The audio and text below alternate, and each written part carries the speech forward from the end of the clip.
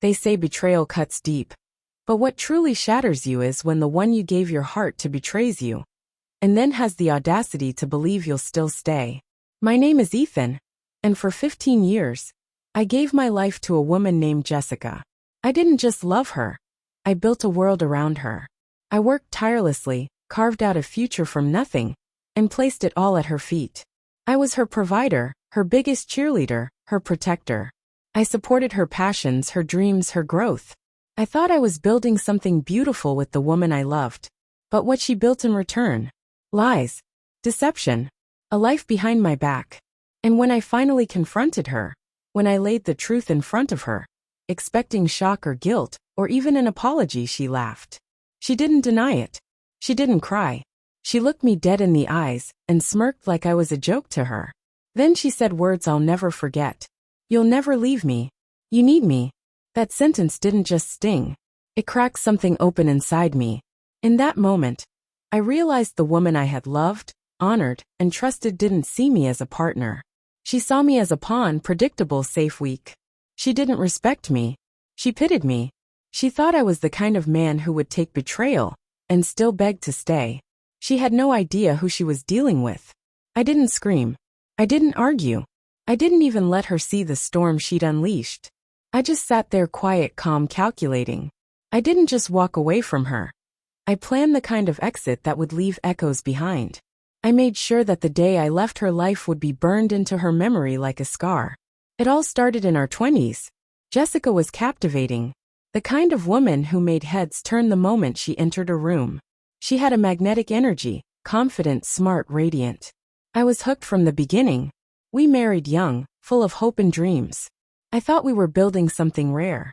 I worked my way up in my career, sacrificed sleep, time, and comfort so we could have a good life.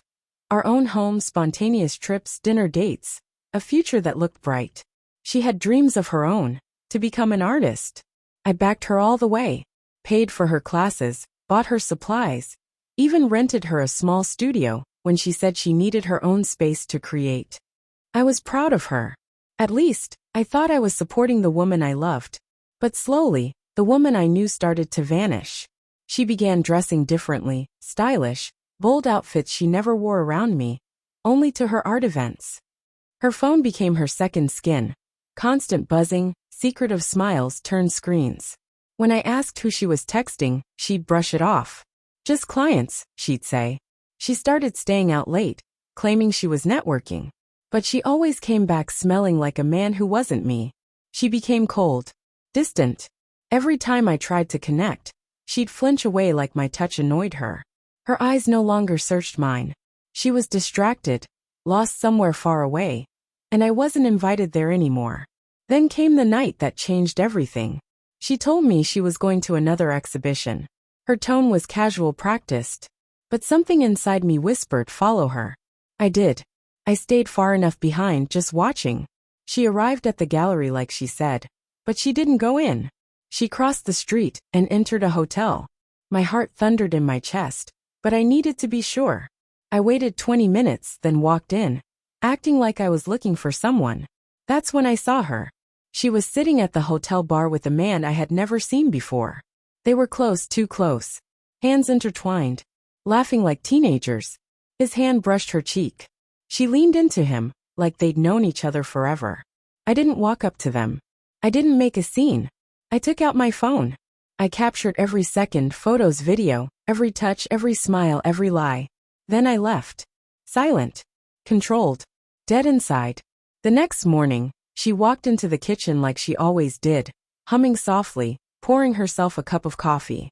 I sat at the table with my laptop open, the images glowing on the screen. How was the exhibition? I asked, calm as still water. She smiled. It was great. Met some amazing artists. I turned the laptop toward her. Did you meet them at the hotel bar too? Her face froze. For a moment, just one, she was speechless. Then she scoffed, laughed, rolled her eyes like I was being childish. Oh, Ethan, she said, voice dripping with arrogance. You're so dramatic. You'll never leave me. You need me. That was the moment I decided she would regret underestimating me. Not today.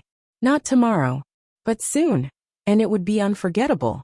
And that That was just the beginning. After that moment, after she looked me in the eye and laughed, told me I'd never leave, I felt something inside me go completely still. The love I had for her, once so powerful it shaped my every decision, simply vanished. It didn't break. It didn't crack. It just died. But I smiled. Calm. Controlled. You're right, Jessica, I said. I do need you. She smirked victorious. For a second, her arrogance filled the room. She leaned back like she'd won some unspoken game. Like my heart still belonged to her. Like my spine was made of glass. And then I dropped it. I need you to sign these. I reached into my bag and laid the divorce papers on the table, right in front of her. Her smile vanished as fast as it came. Her face turned white. Her jaw fell slightly open. Her eyes scanned the pages like they were in a language she couldn't understand. Jessica thought she was untouchable. She thought I was one of those men, timid, insecure, afraid to be alone. The kind who'd swallow betrayal, just to keep a warm body in the bed. She couldn't have been more wrong. I didn't just leave. I dismantled the world she had built with my time, my money, and my loyalty. The first thing I did was freeze our joint accounts. Every penny she ever touched came from me. Jessica had never worked a real job in her life. I canceled her credit cards. No more endless shopping. No more salon appointments. No more luxury handbags she bought to impress her fake little art crowd. Then I went public. I wasn't loud, I wasn't messy.